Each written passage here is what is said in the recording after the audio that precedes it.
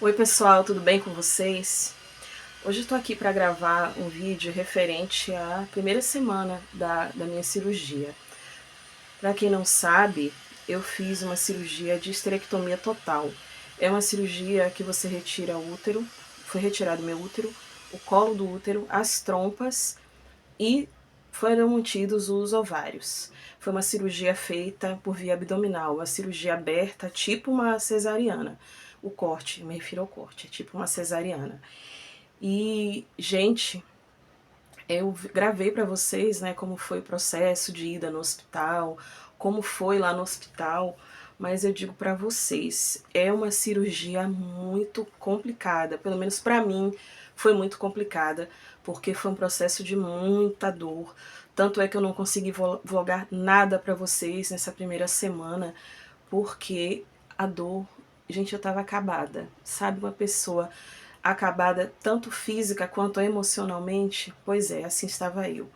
Eu tive, ainda estou com o rosto todo empolado, todo cheio de alergia, né? E eu não sei de que medicação foi, porque eu tenho tomado várias medicações. São muitas coisas para falar e eu pretendo ser breve. Eu fiz uma colinha aqui para não me perder no que vai ser dito. Eu fui internada dia 10, me internei dia 10 às 5 da manhã, saí de casa era antes das 4, era 3h20, 3h30 mais ou menos. E aí nós chegamos lá no hospital, eu filmei um pouquinho pra vocês também da chegada, como foi lá. Só não falei muito lá porque já tinha gente no quarto, que meu plano é enfermaria, então sempre são quartos compartilhados. E aí, gente, lá no hospital eu já tomei uma bateria de medicações. Eu fui internada dia 10, a cirurgia foi feita, aí quando foi 6h30 do dia 10, eu subi para o centro cirúrgico, e aí, pelas minhas contas, a cirurgia deve ter sido feita a partir mais ou menos das 8 da manhã. Eu era a princípio para eu tomar uma anestesia RAC. Só, gente, que eu já tive 3 cesarianas e já tomei 3 anestesias dessa na coluna. E todas as vezes que eu tomei, houve um choque. Assim que eles começam a administrar o medicamento anestésico, me dá um choque que me cria um movimento involuntário muito forte, a ponto do meu corpo se mover assim para trás, sabe? De tão forte que é o choque. Então, devido a isso, o anestesista, na hora, eu tinha feito a consulta anestésica com outro anestesista e não era o mesmo. E esse anestesista, diante da minha situação na hora, ele optou por fazer uma anestesia geral. Então foi a primeira anestesia geral que eu tomei na minha vida e o que eu posso dizer é uma maravilha, uma bênção de Deus. Por quê? Para quem não sabe, anestesia geral, você toma uma sedação tão profunda que a ponto da musculatura respiratória parar. Então precisa que para a pessoa respirar, precisa que a pessoa seja entubada. E aí, depois que ela é entubada, a pessoa fica com ventilação mecânica, porque ela não consegue respirar sozinha, não consegue, já que a musculatura respiratória fica parada. E foi esse tipo de anestesia que eu tomei, e eu posso dizer o seguinte, ela é uma maravilha, porque ela causa um efeito chamado amnésia, ou seja, eu não vi na hora que tiraram o tubo. Quando eu retornei, eu lembro que eu estava conversando com o cirurgião e com a minha médica, e o último rosto que eu vi foi o dela. E ele pedindo o tubo, e eu doida, desesperada para saber qual era o número do tubo que ele ia utilizar em mim, porque tudo estava preparado para tomar hack, então ele não tinha tubo, ele não tinha os equipamentos necessários para fazer o procedimento de intubação orotraqueal em mim. E aí ele foi pedir o tubo e eu queria ouvir qual era o tubo, mas não ouvi porque ele já tinha administrado a medicação e eu apaguei. Acordei, gente. Sabe o que a sensação que era? Dor. Uma dor intensa, intensa mesmo, que na minha cabeça eu estava gritando, porque eu queria avisar que eu estava com dor, mas eu não conseguia falar, está doendo.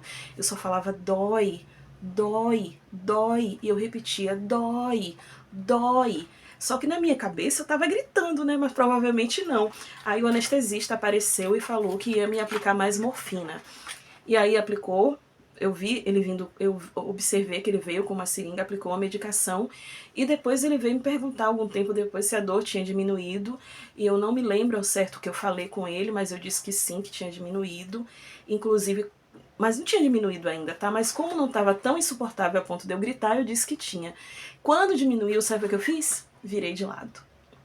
E aí alguém veio e falou que não era pra eu virar de lado, que era pra eu ficar de frente e pra voltar. Que dor, gente. Mas enfim, consegui virar de frente e aí com o tempo me levaram pro quarto. E aí Raimundo me relata, Raimundo é meu marido, tá, gente? Ele relata que eu obriguei ele a sair pra almoçar, porque lá eles não oferecem dieta pra acompanhante, tá? E aí ele disse que eu obriguei ele a sair pra almoçar e eu não me lembro. Eu não me lembro. Então eu fiquei sozinha, segundo o Raimundo, cerca de uns 20 a 30 minutos pra ele ir almoçar. Porque eu obriguei e eu não lembro. Enfim, gente. E aí as medicações, voltando. Sobre as medicações, o que eu tomava lá no hospital? Primeiro no soro e depois no outro dia eles já tiraram. Dia 10 eu tomei toda a medicação no soro, por via venosa. E quando foi dia 11, dia das mães, domingo pela manhã, já foi tirado o acesso de mim. E aí eu pude tomar banho normalmente. Eu já consegui, dia 10, no próprio dia 10 à noite, levantar para ir no banheiro, urinar. Mas assim, Raimundo tinha que ir comigo porque eu não conseguia andar rápido, nem sem ser encurvada. Então Raimundo ia comigo até para poder guiar o pedestal, né, que fica o soro. Ele entrava comigo no banheiro, eu não conseguia pegar a ducha que estava atrás de mim, eu não conseguia fazer este movimento aqui, virar para um lado para o outro, não conseguia fazer nada. Então Raimundo assim foi muito parceiro, ele me ajudou em tudo, me ajudava a ir no banheiro todas as vezes que eu precisava, praticamente me deu banho lá, sabe? Então assim, se não fosse ele, não sei o que seria de mim. E aí depois, no dia 11, quando tiraram meu acesso, as medicações que eu tomei foram esse daqui, cetoporofeno, que é um anti-inflamatório, dipirona para dor, que eles me davam dipirona de 1 grama de tempo em tempo, ainda mantenho essa medicação em casa. Simeticona, que é mais ou menos o tipo de Luftal para gases, e o Tramal. Gente, sem isso aqui não dá, porque a dipirona não faz nem cosquinha.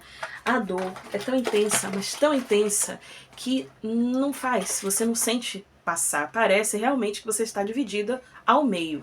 Eu fui tranquila que digo, já fiz 3 cesarianas, vai ser igual, que vai ser super tranquilo. Não, gente, não é igual. Só o corte que é no mesmo local, na mesma linha. Porém, não tem nada a ver com uma cesariana, gente. A sensação que a gente tem é que tem um oco por dentro. É muito engraçado, porque na hora que eu ia me mexer, parecia que tava tudo mole por dentro. Eu fazia ploft. Era essa mesma a sensação. Se eu tentasse virar pro lado para poder me ajeitar, fazia ploft e parecia que ia tudo para um lado só do corpo. E é muito bizarro, porque isso levou realmente uma semana. Essa sensação de estar tudo virando levaram uns 8 dias, 7 a 8 dias para assumir essa sensação. E, gente, sobre o funcionamento do intestino.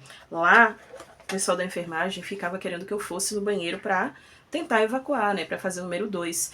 Gente, eu sofri muito com gases, então eu não sabia se era vontade de ir no banheiro ou se eram os gases. Eu sofri muito com gases, foi terrível, terrível mesmo.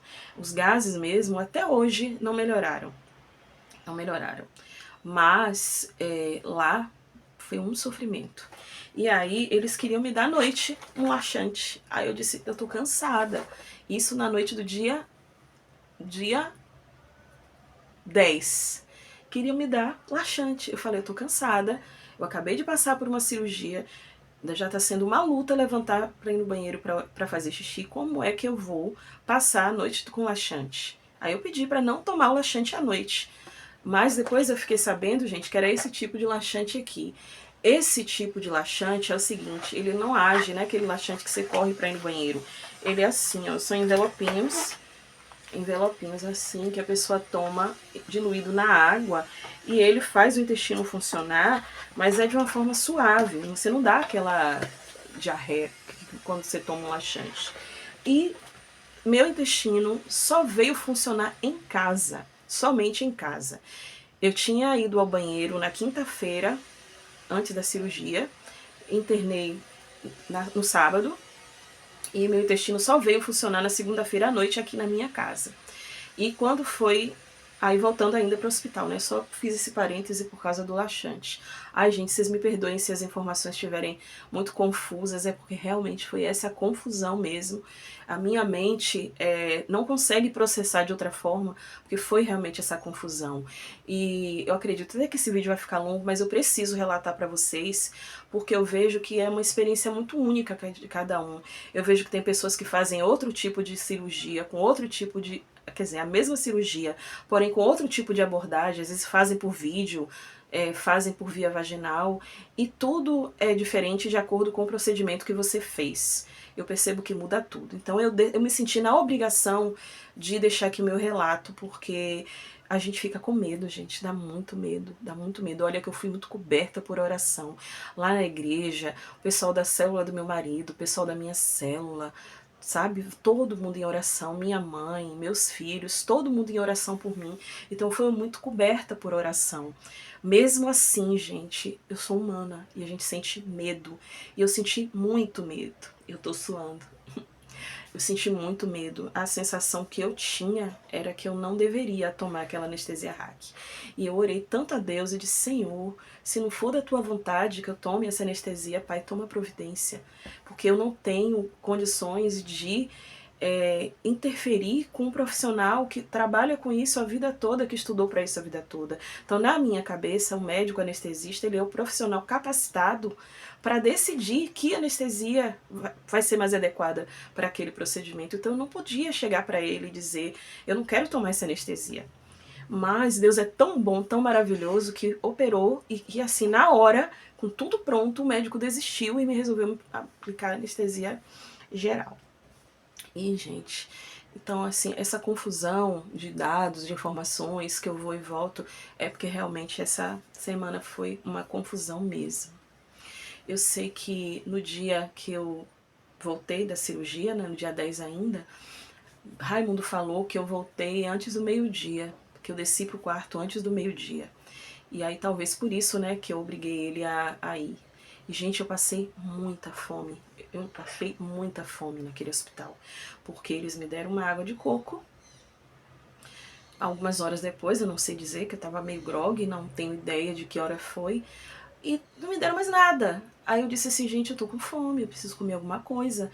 E aí, não, disseram que não, que a médica e o cirurgião tinham prescrito que eu só iria comer 18 horas, e era tipo 16 horas.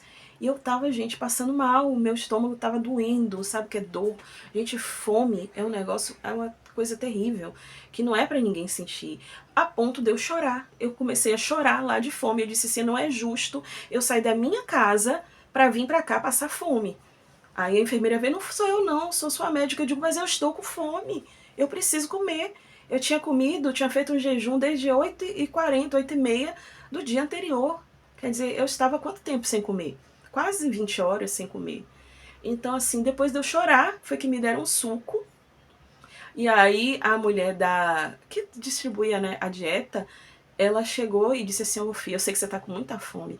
Aí ela trouxe pra mim mais um suco, eu lembro que na bandeja tinha um suco, tinha um iogurte e tinha uma caixinha com algo que eu mordi, mas sinceramente eu nem sei o sabor que tinha. E aí eu tomei esse suco chorando. É engraçado depois que passa, mas na hora é triste, gente. Você sentir fome, você chorar com fome, sendo que você tem comida em casa, você tá passando fome. E aí eu tomei esse suco, e aí quanto mais eu tomava o suco, eu tomei rápido, mais a fome vinha.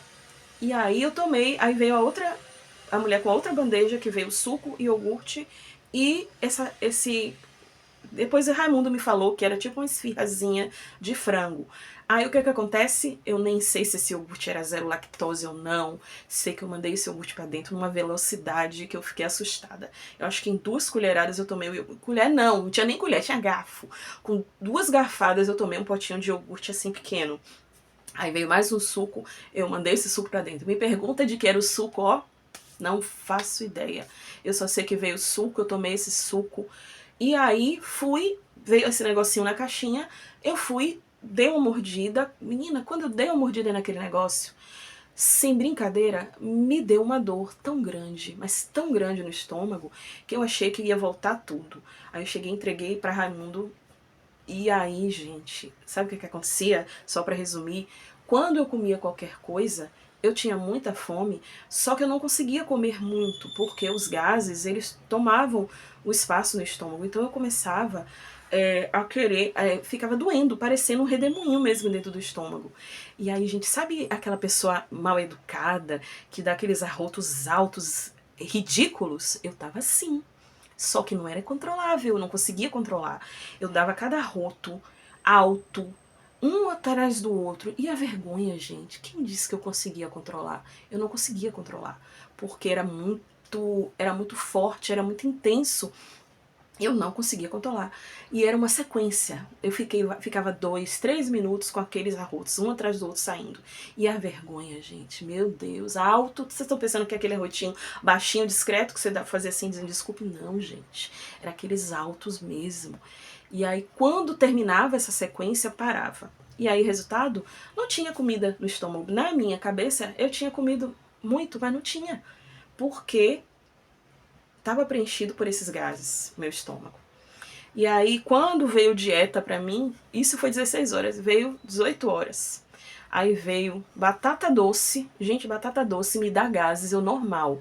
Eu não ia comer batata doce. Veio pão, veio café, aí veio um copo de leite, zero lactose e veio uma sopinha. Aí o que foi que eu fiz? Eu tomei essa sopinha e aí já começou os gases de novo, não consegui comer mais nada. Acho que foi Raimundo que comeu, porque não é joga fora. E aí depois eu pedi a ele pra não deixar a mulher levar o leite, e aí depois eu tomei esse leite devagarinho, que foi o que conseguiu ficar.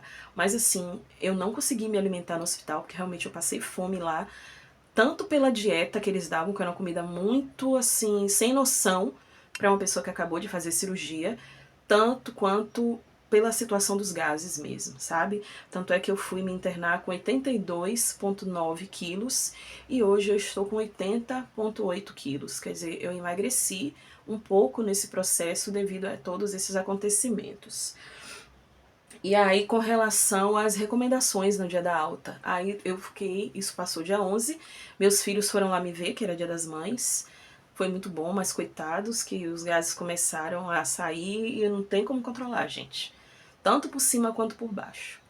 E pra sair os gases é uma dor, mas é uma dor terrível, terrível, terrível. E aí no dia 11 meus filhos foram me ver, sofreram, coitados, com os gases, porque eu não conseguia controlar.